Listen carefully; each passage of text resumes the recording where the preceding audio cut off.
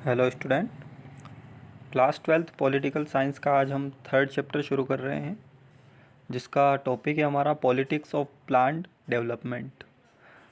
It means ये होता है कि जो प्लान डेवलपमेंट है, मतलब हमें जो विकास करना है, हमें जो प्रोग्रेस करना है, उसके लिए एक पूरी की पूरी जो प्रोसेस होती है उसका एक प्लान बनाना, पहले से उसको डिसाइड कर लेना, उसका एक शेड्यूल तैयार कर लेना, उस बेस पे काम करना, उस डेवलपमेंट को अचीव करना, ये होता है हमारा प्लान डेवलपमेंट। तो इसको लेकर क्या क्या चीज़ें रही, क्योंकि देखो इसके पहले जो 2 चैप्टर पढ़े हमने, उसमें हमने ये देखा कि किस प्रकार से नेशन को बिल्ड किया गया आफ्टर इंडिपेंडेंस। नेशन को बिल्ड करना एक चैलेंज था। फिर हमने ये भी देखा कि किस प्रकार से कौन कौन सी पॉलिटिकल पार्टीज़ जो है वो हमारी जब इंडिपेंडेंस हम इंडिपेंड हुए, देन उसके बाद कौन कौन सी पॉलिटिकल पार्टीज जो है वो हमारे डेमोक्रेसी में रही। क्योंकि इंडिया के अंदर क्या होता है कि जब अपन 1947 में आज़ाद हुए, देन उसके बाद इलेक्शन हुए, इलेक्शन में जो पार्टियां थी जिन्होंने भी पार्टिसिपेट करा, उसमें किसी एक पार्टी को जिसको बहुमत मिला, रूलिंग पार्टी जो थी उसका, फिर उसके बाद हमने देखा है कि एक डोमिनेंस रहा है। तो हमने अभी तक के चैप्टर जो भी 2 पढ़े हैं उससे हमें इतना तो क्लियर हो गया है, एटलीस्ट इतना तो क्लियर हो ही गया है कि आफ्टर इंडिपेंडेंस इंडिया ने बहुत सारे चैलेंजेस फेस करे, चाहे वो डेमोक्रेसी को स्टेबलाइज करने में, या फिर जो हमारे सामने जो नेशन को बिल्ड करने को लेकर जो अदर चैलेंजेस थे, उन सब को लेकर हमने काफ़ी स्ट्रगल करा है। और आज हम देख रहे हैं कि हमारा ये जो स्ट्रगल था, इसमें एक और चीज़ हम ऐड कर रहे हैं, हमारा इकोनॉमिकल स्ट्रगल। क्योंकि हमारा डेवलपमेंट तब जाके हमें देखने को मिलता है जब हमारा इकोनॉमिकल डेवलपमेंट हो। इकोनॉमिकल डेवलपमेंट मीन्स ये होता है कि इस देश में रहने वाले लोगों के पास पैसा हो, इस देश में सारी सुख सुविधाएं हो, लोगों की जो ज़रूरत की चीज़ें हैं, नीडेड है, वो आसानी से फुलफ़िल हो सके। ये होता है इकोनॉमिकल डेवलपमेंट। तो इसके लिए क्या प्लान तैयार किए गए वो हम इस चैप्टर में देखते हैं। As the global demand for steel increase, मतलब जब दुनिया भर में स्टील को लेकर काफ़ी डिमांड हो रही थी, तो ओडिशा जो है इंडिया का एक स्टेट है, हम सभी जानते हैं, which has one of the largest reserve of untapped iron ore. मतलब जो आयरन ओर था उसका एक बहुत बड़ा एक रिसोर्स था।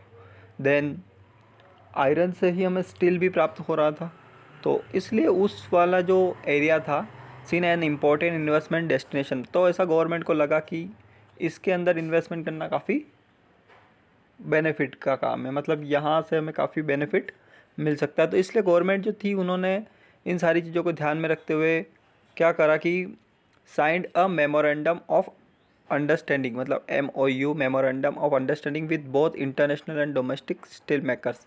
मतलब जो जो स्टील बनाने की कंपनियां थी उनसे एग्रीमेंट कर लिया, चाहे वो इंडिया की हो या फिर इंडिया से बाहर की कुछ हो। अब गवर्नमेंट को ये बिलीव था कि जो necessary capital investment and provide that would be bring a necessary capital investment provide a lot of employment opportunities। मतलब गवर्नमेंट ने ये सब इसलिए करा, उसका ये मतलब बिलीव था कि इससे हमारे यहाँ पे डेवलपमेंट आएगा। इट मीन्स ये कि अगर इंडस्ट्रियलाइजेशन होगा तो इंडस्ट्रियलाइजेशन से क्या होता है कि गवर्नमेंट को टैक्स मिलता है, ठीक है, बट इसके अलावा बहुत सारे लोगों को एम्प्लॉयमेंट मिलता है।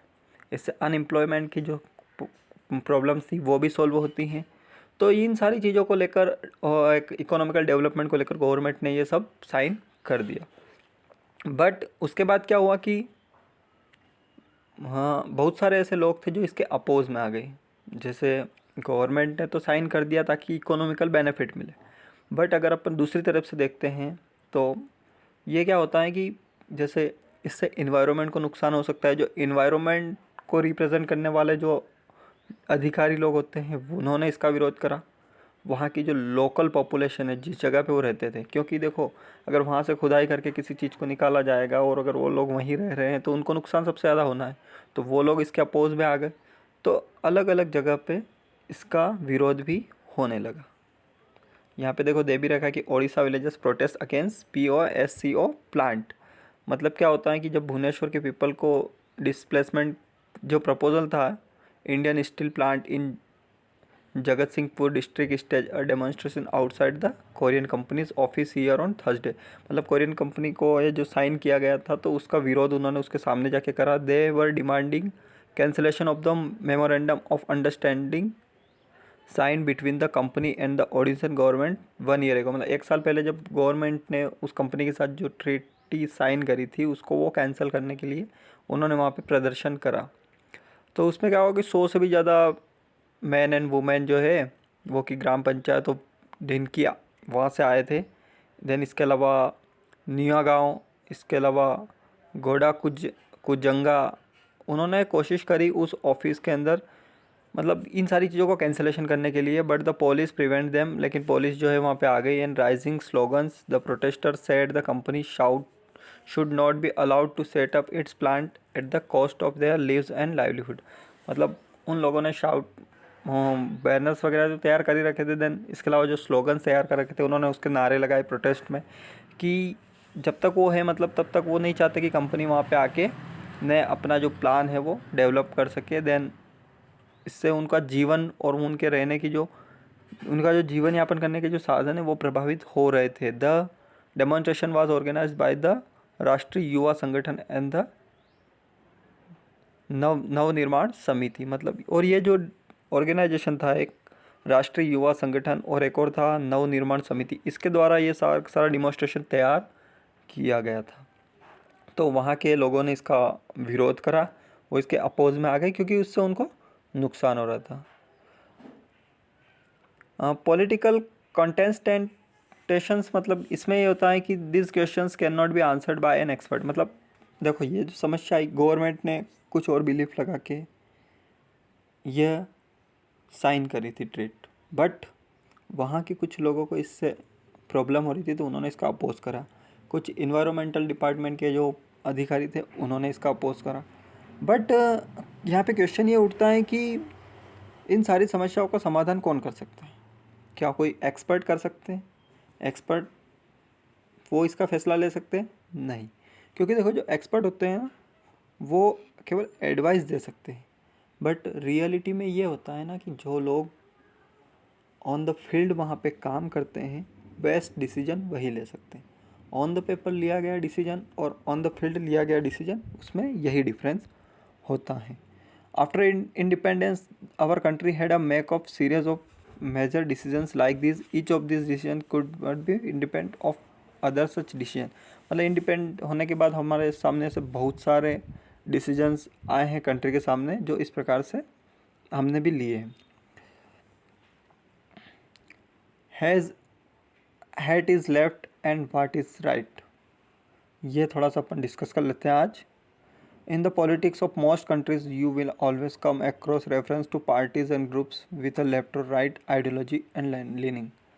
It means ये है कि हम चाहे वो इंडिया हो या फिर अदर कंट्रीज़ की बात करें, जहाँ भी पार्टियाँ होती हैं तो हर एक पार्टी के दो ओपिनियन होते हैं, एक लेफ्ट और एक right. These terms characterize the positions of the concerned group of parties regarding social changes and role of the state in affecting economy redistributions. Left often means ये होता है कि जो लेफ़्ट होता है ना, लेफ़्ट और राइट दो चीज़ें बताई हमने कि हर एक पार्टी के दो ओपिनियन होते हैं, एक लेफ़्ट होता है और एक राइट होता है। जो लेफ़्ट होते हैं वो रेफर्स करते हैं to those who are in favour of poor downtrodden sections and support government policies for the benefit of their sections. मतलब वो लोग ये होते हैं कि जो ट्रबल्स हैं, पुअर्स हैं, वो उनको आगे लाने के लिए गवर्नमेंट की जो पॉलिसी है ऐसी बनाना चाहते हैं जिससे उनको बेनिफिट मिले। बट जो राइट है वो ये रेफर्स करते हैं कि उनका ये मानना है कि कंपटीशन होना चाहिए मार्केट इकोनॉमी का। इट मीन्स ये है कि गवर्नमेंट किसी का भी सपोर्ट ना करे, गवर्नमेंट किसी को भी सहयोग ना करे, फ्रीली इसको छोड़ दिया जाए कंपटीशन को। इकोनॉमिकल कंपटीशन जो चल रहा है इसको फ्रीली छोड़ दिया जाए ताकि सबको बराबर का मौका मिले और जो जितना कर सकता है एबल होगा वो उतना करेगा। तो इस प्रकार से जो अलग अलग लेफ़्ट और राइट दो ओपिनियन होते हैं। Can you tell which of the parties in the 1960s were rightist and which were the left parties? It means ये कि हम एक आइडिया लगा सकते हैं कि इस बेस पे, इस आइडियोलॉजी के बेस पे कि कौन कौन सी पार्टियाँ लेफ़्ट है और कौन कौन सी पार्टियाँ राइट है ना, ठीक है। तो leftist parties and rightist parties, where would you place the Congress party of that time? और हमें ये भी सोचना है कि कांग्रेस पार्टी जो हमें डोमिनेंस वाला चैप्टर पढ़ा था, सेकंड चैप्टर, वो इनमें से कौन सी है, लेफ़्ट पार्टी या राइट पार्टी। तो ठीक है, आज का वीडियो हम यहीं ख़त्म करते हैं। नेक्स्ट वीडियो में हम इस चैप्टर को आगे बढ़ाएंगे। आई होप कि आप अच्छे से समझ पाए होंगे इस थर्ड चैप्टर की। आज हमने शुरुआत करी है और आगे भी काफ़ी इंटरेस्टिंग चैप्टर हैं, हम और भी देखेंगे। Thank you.